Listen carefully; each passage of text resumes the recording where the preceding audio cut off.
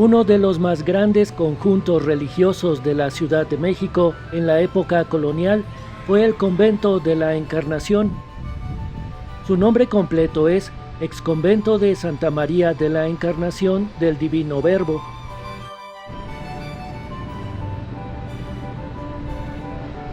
Está ubicado en lo que hoy son las calles de República de Argentina y Luis González Obregón, y forma parte del conjunto de edificaciones de la Secretaría de Educación Pública y forma parte del Museo Vivo del Muralismo.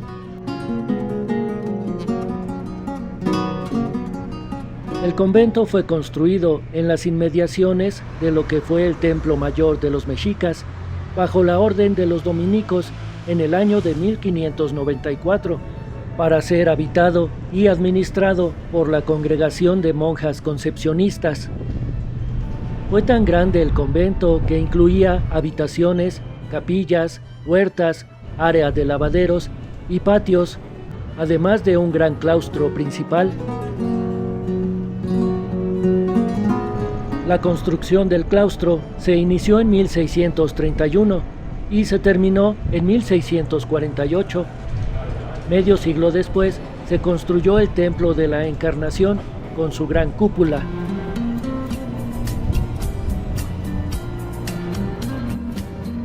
Fue habitado por las monjas concepcionistas que hacían votos de obediencia, castidad y clausura, por lo que al ingresar al convento no podían salir nunca al exterior.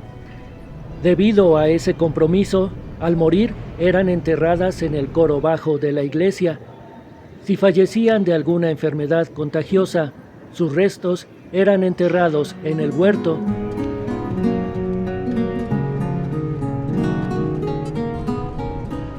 En el convento llegaron a vivir aproximadamente 50 monjas, con su servidumbre y en celdas departamentales. La ocupación fundamental de las monjas, además de la oración, era la enseñanza a niñas españolas y criollas, formándolas con la intención de ser monjas o buenas esposas.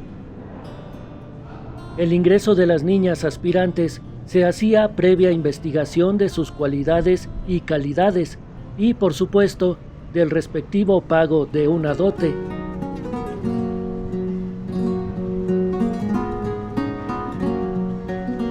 A lo largo de su historia, el convento ha tenido diferentes procesos de restauración.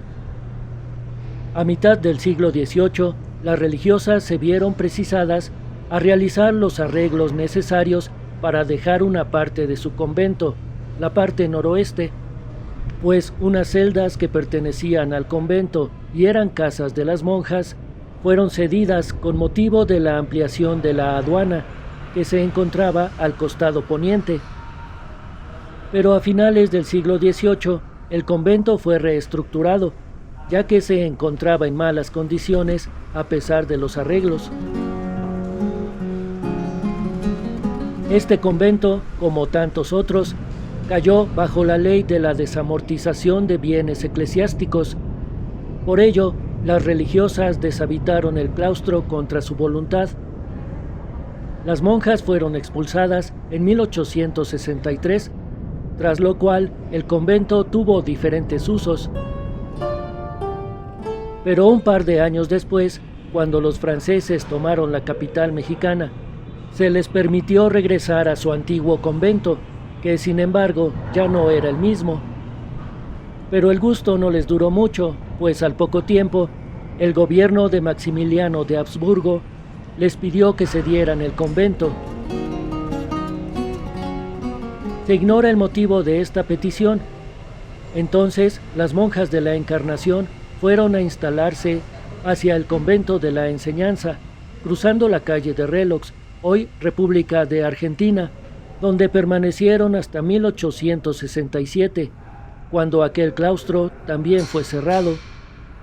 El convento de la Encarnación comenzó a ser vendido a particulares y el resto utilizado para distintas funciones del gobierno. En 1865, las autoridades del gobierno federal entraron al convento para inventariar y sacar diversos objetos que las monjas habían dejado. Lo más destacado de esto fue haber encontrado un elevado número de pinturas, más de 3000, cantidad que obedece a que el convento había sido utilizado como depósito de pinturas de los demás conventos clausurados. En este mismo año se dispuso que el antiguo convento se destinara en parte para que se hicieran exposiciones anuales de productos agrícolas, mineros e industriales. Para esto sería destinado el patio principal con las salas que se necesitaran para tal efecto. En el resto sería establecida la Escuela de Artes y Oficios. Para el año 1868 se estableció en el edificio del convento, con vista a la calle de la Encarnación, la Escuela de Jurisprudencia.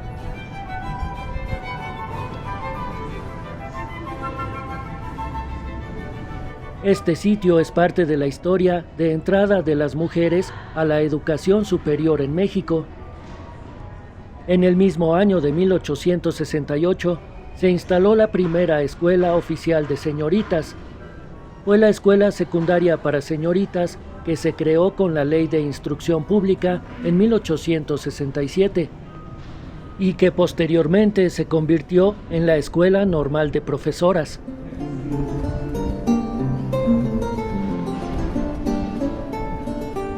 En el año de 1876, una parte de las celdas que habían estado antes deshabitadas fueron destinadas para alojamiento gratuito de estudiantes sin recursos económicos.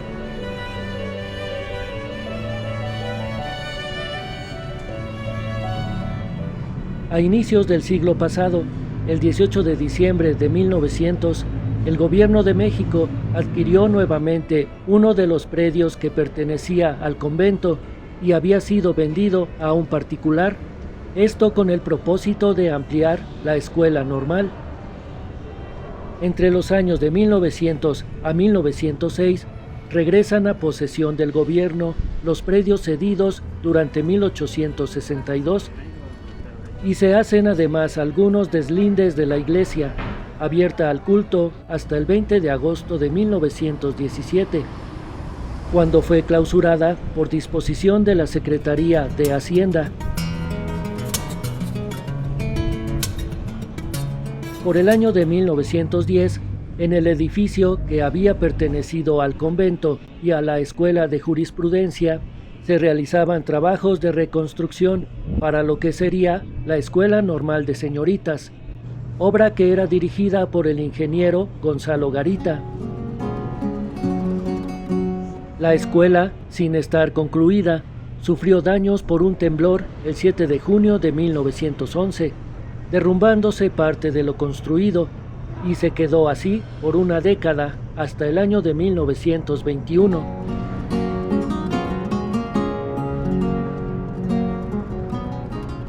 Respecto a la iglesia, esta permaneció abierta al culto hasta 1917. Su construcción es barroca, pero fue sujeta a una reestructuración que empezó en 1779, debido al mal estado en el que se encontraba el edificio, y esto le cambió la fachada. La reestructuración duró décadas y fue hasta 1812 que concluyó, perdiendo su origen barroco y dejándonos una portada que, dicen los que saben, es neoclásica, que corresponde a los tiempos en que fue reestructurada. Consta de una sola nave.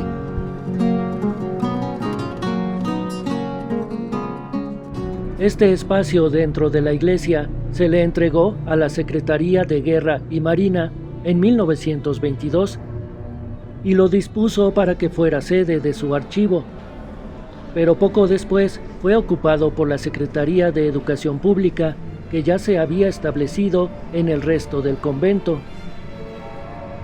Fue despojada de su altar mayor el 8 de agosto de 1923. La Secretaría de Hacienda la adecuó para una nueva función, que era la de la Biblioteca Iberoamericana, en el año de 1924. En la antigua iglesia de la Encarnación ya convertida en la Biblioteca Iberoamericana, el pintor Roberto Montenegro realizó un mural llamado América Latina y una cartela en honor de Fray Servando y Teresa de Mier, más 2 escudos conteniendo los blasones de España y México, estos últimos bajo el excoro.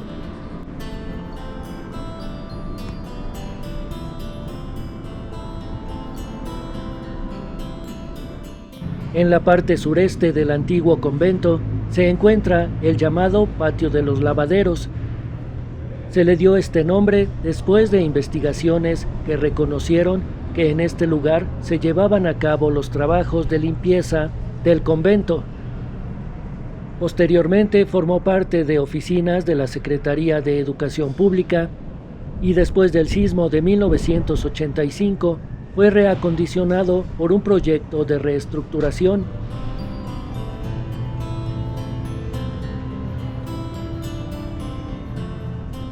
Aquí podemos ver una pintura dedicada a Sor Juana Inés de la Cruz. Fue realizado en 1930 por el artista Roberto Montenegro. La pintura mide 2.7 por 1.40 metros.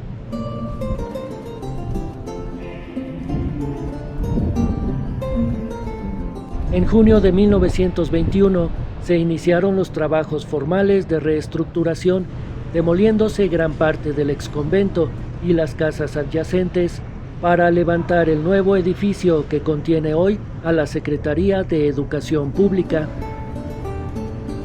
Durante el gobierno del presidente de la República, general Álvaro Obregón, se creó la Secretaría de Educación Pública por decreto que entró en vigor el 3 de octubre de 1921. El titular fue el licenciado José Vasconcelos, primer secretario de Instrucción Pública y Bellas Artes, y a quien se debe la elección del terreno perteneciente a este convento para ser sede de la Secretaría. Hace más de 100 años, tras haber pasado una serie de reparaciones, adaptaciones y construcciones importantes, el antiguo convento se convirtió en la sede principal de la Secretaría de Educación Pública y hoy es parte del Museo Vivo del Muralismo, pero esto lo conoceremos en otro video. Puedes visitar la iglesia y el exconvento de Santa María de la Encarnación del Divino Verbo de miércoles a lunes, excepto los martes y días festivos nacionales, de las 10 de la mañana a las 6 de la tarde. La entrada es gratuita y se realiza por la calle de República de Argentina. Muchas gracias por estar aquí. Gracias por tu poderoso like y por tu suscripción.